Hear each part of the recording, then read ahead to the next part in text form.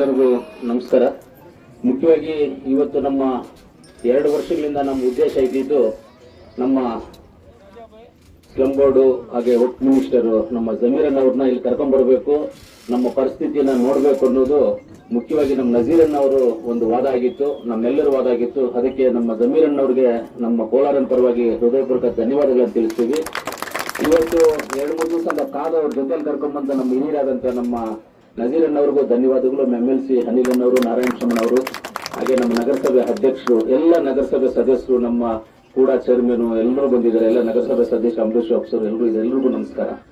ಇವತ್ತಿಷ್ಟೇ ನಮ್ಮೆಲ್ಲರ ಕಾನ್ಸೆಪ್ಟ್ ಒಂದೇ, ನಿಮ್ಮ ಐಡಿಯಾ ಏನಿದೆಯೋ ನಮ್ದು ಅಷ್ಟೇ.